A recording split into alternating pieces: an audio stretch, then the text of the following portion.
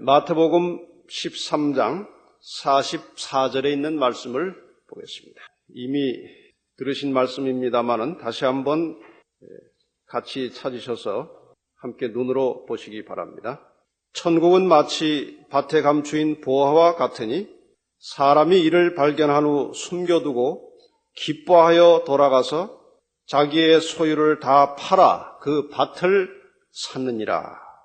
예수님께서는 가끔 말씀을 하실 때, 설교를 하실 때 청중들이 너무 많이 몸 가까이 몰려들기 때문에 그 육지에서 설교하지 않으시고 그 해변에 청중을 두신 채로 배를 띄워서 배 위에서 청중을, 육지에 있는 청중을 향해서 설교하실 때가 종종 있었습니다.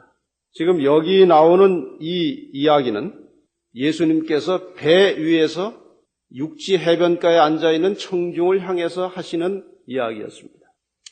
예수님은 그 출신이 이 땅 출신이 아니고 하늘 출신입니다.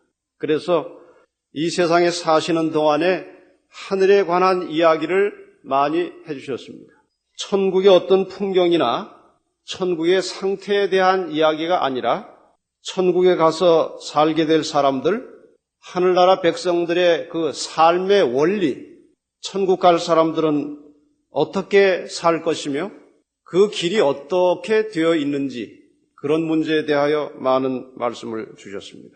그런데 아시는 대로 예수님은 말씀을 하실 때에 비유를 많이 말씀을 합니다.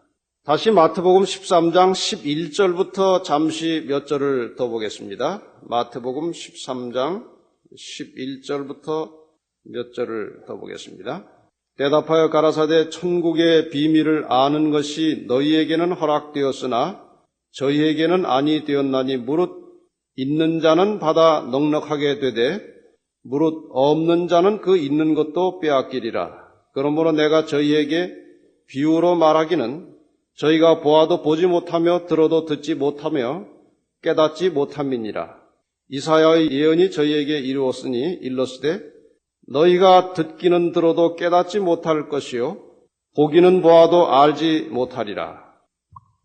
여기 마치 예수님이 하늘의 비밀을 사람들이 깨닫지 못하도록 하기 위해서 비유를 주신 것처럼 그렇게 표현이 그렇게 되어 있습니다마는 사실은 그런 표현이 아니고 하늘의 원리를 좀 더 쉽게 설명을 하시면서 들을 귀가 있는 자가 깨달을 수 있도록 주님께서는 비유를 주로 많이 사용하셨다고 했습니다.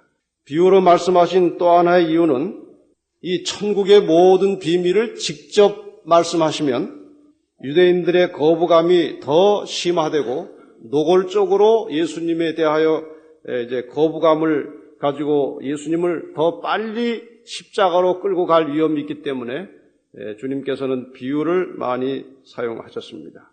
그런데 이 청중들 가운데 이 많은 사람이 모이게 되면 분명히 그 중에는 말씀을 들어도 잘 깨닫지 못하고 이 영적인 사물에 대하여 무심한 사람들이 한 부분이 꼭 있습니다. 이 자리에는 없기를 바랍니다마는 이 집단으로 모여서 어떤 말을 들을 때 한 부분은 상당히 무심한 청중들이 포함이 되어 있습니다. 어떤 생물학자가, 특별히 곤충에 관심이 있는 학자가 개미를 관찰을 했다고 합니다. 개미가 부지런합니까? 게으릅니까? 우리 개미 하면 부지런의 상징입니다. 그런데 이 곤충학자가 개미를 가만히 관찰하니까 개미 전체에 그 관찰하고 있는 개미들 중에 한 20% 정도는 아주 게으르고 놀고 먹더래요. 20%. 그래서 이 학자가 그 20%에 해당하는 잘 움직이지도 않고 놀고 먹는 개미들을 다 모아서 다른 데로 치워버렸어요. 그리고 얼마가 지나니까 또한 그 중에 20%가 또 놀고 먹더래요. 그래서 이 단체가 모이면 우리 어디 단체로 여행을 가서도 보면은 꼭 고문관이 몇 사람 들어있어요. 아주 엘리트를 모아서 가도 고문관이 꼭 몇 사람 있어서 3시까지 오라고 하면 꼭 3시 15분에 오고 저쪽에 모이자 하면 저기서 서성거리는 사람들이 꼭 있어요. 그 예수님의 청중 가운데도 그런 사람들이 있었습니다. 오늘 우리에게도 아주 무심하고 감각이 둔한 청중도 있고 말씀을 잘 깨닫기는 하지만 이 말씀을 순종할 경우에 오는 현실적이고 또 인간적인 손실이 두려워서 고의적으로 들은 바 말씀을 거부하는 계층도 있습니다. 말씀에 의해서 자기의 삶의 어떤 구조가 깨어지는 것이 두려운 것입니다. 이러한 청중들이 언제나 소수가 섞여 있습니다. 그런데 이 말씀에 대한 깨달음과 이해는 세상적 지혜가 많다고 해서 잘 깨닫고 지능이 높다고 해서 쉽게 이해하는 것이 아닙니다. 저는 그런 것에 대해서 하나님께 감사합니다. 누구든지 아무리 배우지 못하고 아무리 지능이 낮아도 하나님을 향하여 마음이 열려 있으면 하나님께서 말씀을 깨닫고 이해할 수 있는 지혜와 능력을 주시는 것입니다. 저는 이것에 대해서 하나님께 감사합니다. 우리는 진정으로 하나님을 믿는 사람이라면 진리의 말씀을 따라서 살고자 하는 열심과 열정이 필요합니다. 그냥 와서 마음에 잠깐 위로받고 떠나가는 교회가 아니고 진정한 신앙인은 말씀대로 살고자 하는 열정과 열심이 있어야 하는 것입니다. 16절에 보면 너희 눈은 봄으로 너희 귀는 들음으로 복이 있다고 말씀하셨습니다. 생명의 말씀을 하나님의 말씀을 자주 보고 자주 들을 때에 우리에게 하늘의 복이 임하여 오는 것입니다. 여기 예수님께서 마태복음 13장에 특별히 천국에 관한 비유를 많이 말씀을 하셨는데 24절에는 천국은 좋은 씨를 제 밭에 뿌린 사람과 같으니, 그리고 31절에는 천국은 마치 사람이 자기 밭에 갖다 심은 겨자씨 하나를 같으니, 다 천국을 비유로 했습니다. 또 13장 45절에는 천국은 마치 좋은 진주를 구하는 장사와 같으니, 그 중에 하나가 천국은 마치 밭의 보화와 같으니 천국에 대하여 비유한 것입니다. 어떤 보화인가? 밭에 묻혀 있다가 그것을 발견한 사람이 집에 가서 그 밭을 살려고 재산을 다 처분해가지고 와서 주인께 사정해서 그 밭을 산다는 것입니다. 우리가 이 비유에 대한 이해가 좀 필요하기 때문에 당시 사회적 배경을 잘 아시는 것이지만 한번 다시 정리를 하겠습니다. 그 당시 강도와 절도 사건이 꽤 자주 일어났습니다. 통치자가 자주 바뀌었고 통치자가 바뀔 때마다 재산을 많이 가진 사람들에 대하여 아주 과중한 세금을 부과시켰습니다. 그 다음에 이 전쟁이, 큰 전쟁은 아니지만 그 적군들이 침입이 자주 있었기 때문에 적군들이 쳐들어오면 기껏 모아놓은 재산이 약탈을 당할 경우도 자꾸 생깁니다. 그러한 이유들 때문에 그 부자들은 자기들의 그 보화나 보물을 밭 어느 한쪽 구석에 자기만 알고 있는 지점에다가 깊이 파고 거기다가 보물을 이렇게 모아둡니다. 덮어놓으면은 아무도 모릅니다. 어디 숨겨졌는지. 그런 일들을 그 당시 꽤 자주 했습니다. 근데 오랜 세월이 지나는 동안 그것을 안 캐면 이 집주인이 그것을 어디다 묻었는지 잊어버릴 경우가 있다는 것입니다. 우리도 어디다 중요한 것을 잘 보관을 하는데 잊어버릴 것 같은 생각이 전혀 안 들었지만 그 보관한 장소를 나중에 잊어버려가지고 통장 같은 거 어디다 잘 둔다고 뒀는데 나중에 어디다 뒀는지 생각이 안 나는 그런 일이 그전에도 있었습니다. 그 다음에 이제 그거보다 더 중요한 문제는 주인이 갑자기 죽으면 그 보물이 있는 곳을 아무도 모릅니다. 또 주인이 옥에 갇히거나 귀양살이를 갖다가 죽으면 그 보물 있는 장소를 아무도 모릅니다. 그러는 사이에 밭의 소유주가 바뀌면 이제 보물은 그냥 묻혀져 있는 상태로 있어요. 근데 종들이 이제 밭을 갈다가 우연히 뭐가 이렇게 탁 걸리거나 해서 깊이 파보면 거기에 금은 보화가 나올 때가 예수님 당시에도 종종 있었다는 겁니다. 예수님께서 이제 그것을 천국에 비유해서 말씀을 하셨습니다. 자, 거기서 보화를 발견하는 사람이 밤에 와가지고 그냥 캐가도 아무 문제가 아닌데 그걸 다시 묻어두고 그 밭을 산다는 것이 상당히 그래도 그 당시로서는 도덕적인 일입니다. 아주 양심 바른 사람이에요. 그 파가도 어떻게 알겠습니까? 지금 새 주인은 묻어둔 사람도 아닌데 그런데 그 보화를 발견하고 뭐 그 노동하던 사람들이니까 부자가 아니겠죠. 가가지고 이제 모든 것을 다 털어가지고 이제 파는 겁니다. 그걸, 그 밭을 살려고. 아마 빚을 낼지도 모릅니다. 돈이 모자라면. 어쨌든 자기에 있는 것을 모두 다 처리해가지고 이제 팔아서 밭을 사는데 그 주변에 있는 가족들이나 이웃들이 볼 때는 정신이 나간 겁니다.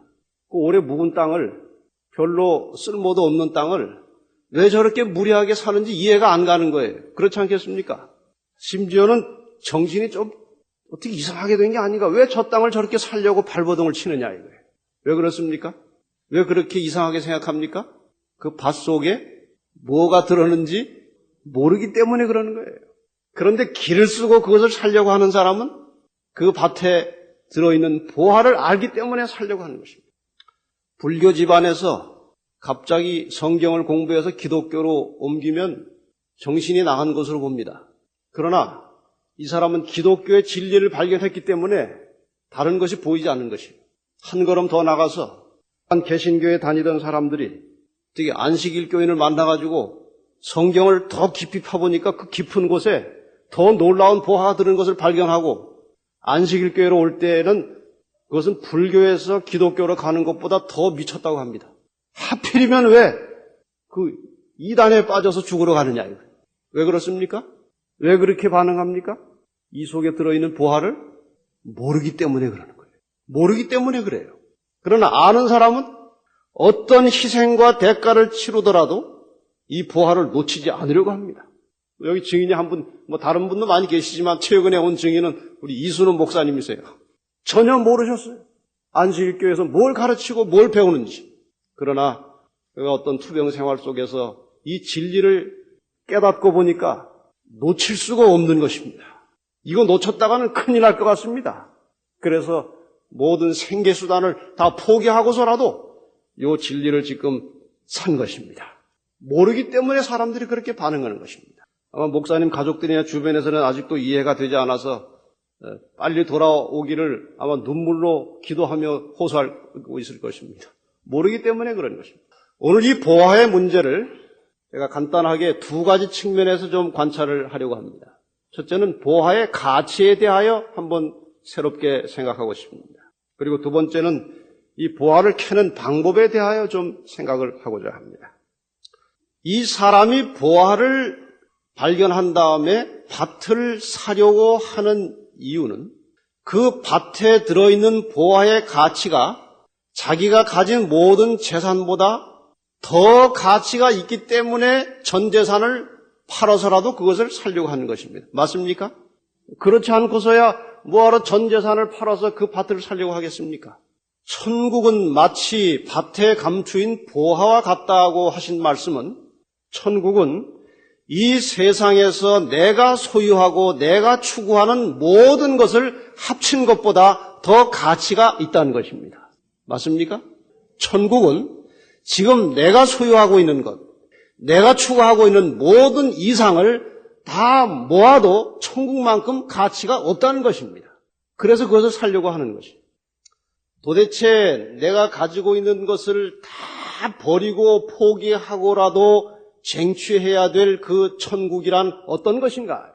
그토록 우리가 소중하게 생각하고 아끼고 살아가는 이 생명을 영원히 보존할 수 있는 곳입니다. 귀합니까? 그것은 값으로 헤아릴 수 없는 가치입니다. 지금 돈이 한 100억 정도 있는 사람이 이제 병원에 누워서 거의 죽어갈 무렵에 당신 100억 다 내놓으면 살려주겠소. 내놓을까요? 안 내놓을까요? 아이고, 차라리 죽지. 100억을 어떻게 내죠? 내가 어떻게 번 돈인데 그러겠습니까? 그거 뭐 가지고 있어 봐야 죽으면 뭘 합니까? 그래서 100억을 아마 살려만 준다면 200억을 불러도 100억을 빚을 내서라도 200억을 내줄 것입니다. 그만큼 이 생명이라고 하는 것은 소중한 것이에요. 그런데 천국이라고 하는 것은 이 죽을 생명이 영원한 생명으로 바뀌는 것이기 때문에 가치가 있습니다. 그리고 천국은 우리가 이렇게 사는 날 동안에 정말 피하고 싶은 것들, 거부하고 싶은 것들이 많이 있습니다. 질병과 사고와 재난과 근심과 고통과 시기와 질투 이런 거 다 우리가 가지고 싶지 않은 것들이에요. 천국은 우리가 거부하고 피하고 싶은 모든 것이 일시에 끝나는 곳입니다.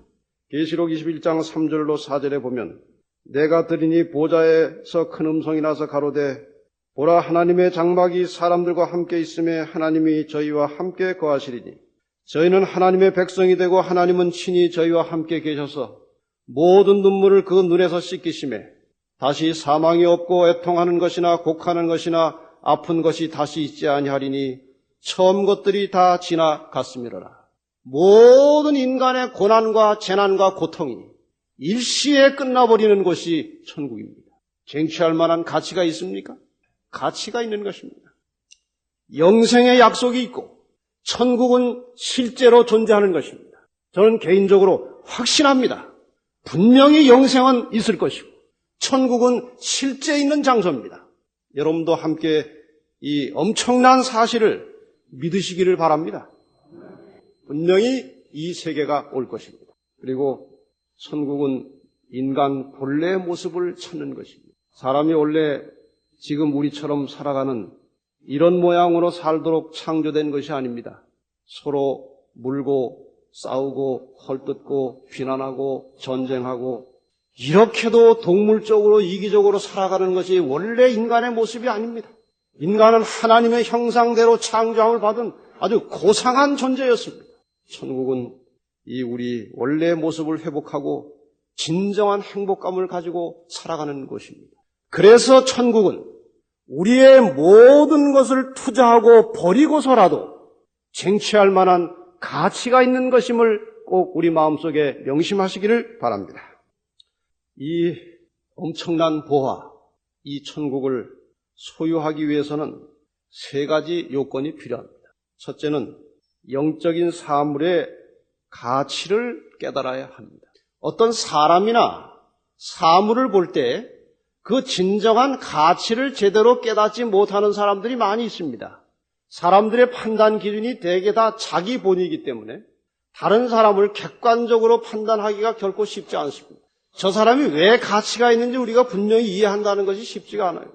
우리가 영원한 보화를 소유하려면 영적인 사물의 가치를 깨달을 줄 알아야 됩니다. 이 천국의 가치, 영생의 가치를 제대로 평가할 수 있는 신앙인들은 정말 지혜롭고 행복한 사람들입니다. 어떤 사람들은 공부를 많이 하고 학문이 아주 깊지만 성경절 하나 제대로 마음에 와 닿지 않는 사람들이 있어요. 아주 안타까운 현실입니다. 교회 와서 말씀을 자주 듣지만 이 말씀이 가슴에 와서 닿질 않는 것입니다. 해보려고 해도. 그러나 그렇게 배운 것도 없고 뭐 뛰어난 능력도 없지만 한마디 말씀에 마음에 깊은 감동을 받고 이 영적인 분별력을 가지고 말씀에 굴복하여 신앙과 믿음을 갖게 되는 사람들도 있습니다. 여러분, 우리가 이렇게 영적인 사물에 대한 이해력을 가지고 영생에 대하여 천국에 대하여 믿음을 가지고 살 수 있음에 대해서 우리 하나님께 다시 한번 깊이 감사하시기를 바랍니다. 그 다음에 깨달은 바 그 가치를 그냥 흘려버릴 것이 아니라 그 가치를 붙잡아야 합니다. 아무리 가치를 인정한들 그 가치를 붙잡고자 하는 의지가 없으면 다 놓쳐버립니다. 여기 실물교원 111페이지에 이런 말씀이 있습니다. 태만한 자는 결코 진리를 분명하고 명확하게 이해할 수 없다. 이 말씀을 좀 잘 유념하시길 바랍니다. 태만한 자는, 무심한 사람들은, 그냥 적당히 되는 대로 사는 사람들은 진리를 분명하고 명확하게 이해할 수 없다. 세속적 축복도 열심과 인내와 불굴의 노력이 없이는 얻을 수 없다. 이 세상에서 돈을 벌기 위해서도 아주 부단한 노력과 열심이 있어야 돈을 버는 것입니다. 그냥 저절로 벌려지지가 않아요. 저절로 이상하게 벌려진 돈은 다 이상한 돈입니다. 그것은. 진정한 재물은 아주 열심히 아주 열렬하게 무언가를 해야 들어오는 것이에요. 저는 저녁에 가끔 늦은 시간에 퇴근하다 보면 어떨 때는 10시, 11시가 됐는데도 빌딩에 불이 다 켜져 있는 걸 봅니다. 이게 다 돈을 벌기 위해서 지금 노력하고 있는 거예요. 그렇지 않습니까? 세상 재물도 열심히 있고 열렬한 노력이 들어가야 되는 것이에요. 그런데 이 영적으로 이 정말 가치 있고 고귀한 것을 얻는 일에 무심하고 태만한 사람들은 이 영적인 삶의 가치를 인정도 못하거니와 그것을 깨달아도 붙잡질 않습니다. 우리가 진심으로 하나님의 말씀을 나의 생명의 말씀으로 받아들이고 올바른 신앙을 위해서는 이 깨달은 바 영원한 가치, 천국을 붙잡기 위해서 열렬한 심령을 가지시기를 바랍니다. 세 번째로 어떤 희생의 대가라도 지불할 각오가 돼 있어야 합니다. 이 붙잡은 것을 내 것으로 삼기 위해서는 어떠한 희생도 치를 각오를 가지고 있어야 내 것이 됩니다. 지난 안식일에 무슨 설교를 했는지 기억하십니까? 제목이 뭐였습니까? 역설적 삶의 원리에 대해서 말씀을 드렸습니다. 아마 내용은 대부분 다 잊어버리셨을 거라고 생각이 됩니다. 그런 의미에서 감사합니다. 그래야 제가 같은 말을 해도 덜 지겹지요. 세 가지 원리를 드렸습니다. 주라는 것입니다. 내 것을 나누어 주라는 것입니다. 자꾸 받으려고 하지 말고, 그 다음에 높이 오르려고 하지 말고 낮아지라는 것입니다. 그리고 살려고 바둥바둥하지 말고 목숨을 내놓고 말씀을 따르라는 것이에요. 이것이 보화를 사기 위해서 자기의 가진 모든 것을 처분하는 것입니다. 그런 자들이 보화를 가질 수 있다는 것입니다. 주라, 낮아지라, 생명을 아끼지 말라. 이것이 바로 투자입니다. 이런 투자를 하는 사람들이 그 영원한 가치가 있는 보화를 쟁취할 수 있다는 것입니다. 여기 비유에 나오는 밭은 성경을 상징하는 것입니다. 보화는 복음을 표상한다고 했습니다. 이 밭 속에, 이 성경 안에 값진 보화가 들어있습니다. 파면은 나오게 되어 있습니다. 이 보화가 들어있는 이 값진 밭을 사실 마음 있으십니까? 보화를 발견을 해야 살 마음이 생기지요. 그렇지 않습니까? 그 밭 가는 사람들이 주인에게 그냥 이렇게 잠깐 눈 가림을 하기 위해서 그 밭을 얇게 갈면 절대로 보화를 발견하지 못했습니다. 왜? 보화는 어떻게 묻어두겠습니까? 깊이 묻어두기 때문에 밭을 얇게 이렇게 살짝 파헤치는 종들은 보화를 발견하지 못합니다. 아주 깊이, 땅속을 깊이 파가면서 밭을 갈아야 그 보화가 나오는 것입니다. 성경은 그렇게 피상적으로 공부해서 보화가 그냥 쑥쑥 나오는 것이 아니에요. 성경에서 보화를 발견하려면 이것을 깊이 파고 들어가야 됩니다. 내 가진 것을 다 포기하고서라도 이 쟁취할 만한 가치가 있는 말씀의 보화를 발견하려면 깊이 파야 되는 것입니다. 여러분, 하나님의 말씀을 열심히 상고하시기를 바랍니다. 말씀 듣는 시간을 절대로 놓치지 마시기를 바랍니다. 집에서 항상 말씀을 상고하시기를 바랍니다. 그럴 때 하나님께서 우리에게 지혜를 주셔서 보화를 발견할 수 있는 안목을 주실 것입니다. 요즘은 뭐 그렇게 안 하는 것 같습니다만 옛날에 그 사진을 현상할 때 어디에 들어갑니까? 암실에 들어갑니다. 밖에 있다가 암실에 갑자기 들어가면 보이는 게 있어요? 없어요? 아무것도 안 보입니다. 아주 깜깜절벽이에요. 그러나 시간이 조금 지나면서 눈이 거기에 잘 맞춰서 조절이 되면 웬만한 물체가 보이기 시작하고 또 어떤 사람의 관찰에 의하면 아주 오래 있으면 글씨도 약간 보인다고 그래요. 그 속에 오래 적응이 돼야 보이기 시작합니다. 성경을 덮어놨다가 갑자기 안식일에 와서 설교 잠깐 듣는 거 가지고 이 눈이 뜨이질 않아요. 항상 집에서 하나님 말씀에 접촉이 돼 있다가 그 접촉된 마음으로, 조절된 마음으로 말씀을 볼 때에 눈이 열리는 것입니다. 여러분, 집에서 평상시에 말씀을 절대로 등한히 하지 마시고 항상 말씀을 사랑하는 마음으로 함께 말씀과 살아가시기를 바랍니다.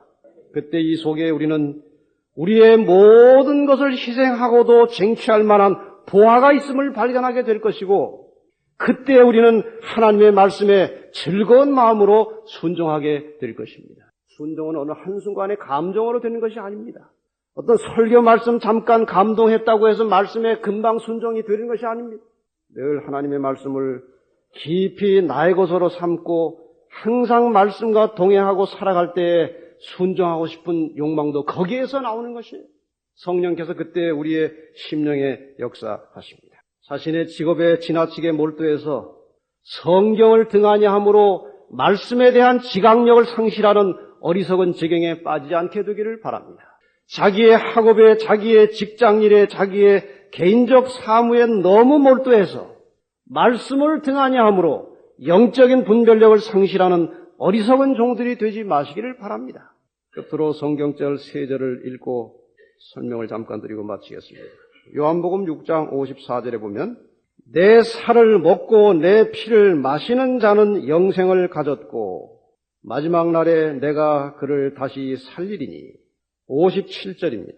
살아계신 아버지께서 나를 보내심에 내가 아버지로 인하여 사는 것 같이 나를 먹는 그 사람도 나로 인하여 살리라. 예수 안 믿는 사람들이 들으면 무슨 기독교가 식인 종교가 아닌가 싶어요. 내 살을 먹고 내 피를 마시는 자는 영생을 가졌다. 말이 이상하지 않습니까? 나를 먹는 그 사람도 나로 인하여 살리라. 나를 먹으라 이거예요. 그럼 살리라. 영생하리라. 6장 63절에 그 해답이 나옵니다. 살리는 것은 영이니 육은 무익하니라. 내가 너에게 이른 말이 영이요 생명이라. 나를 먹어야 생명이 있다. 나를 먹어야 산다고 했습니다. 그런데 63절에 말씀하시기를 내가 너희에게 이른 말이 영생이라고 하십니다. 다시 말하면 살려면, 영생을 소유하려면 하나님의 말씀을 듣고 순종하라는 것입니다. 이것이 영생의 도리입니다. 말씀을 깨닫기만 하는 사람들이 되지 마시고 말씀을 따라 사는 생명을 가진 성도들이 되시기를 바랍니다. 이것이 우리를 살게 하는 것입니다. 이것은 우리의 모든 것을 포기하고 우리의 모든 소유와 우리의 모든 추구하는 것을 버리고서라도 쟁취할 만한 가치가 있는 것입니다. 여러분, 이 말씀을 깊이 생각하시고 한 주일도 말씀 안에서 승리하시며 영생을 쟁취하시는 성도들이 되시기를 간절히 바라면서 말씀을 마치겠습니다.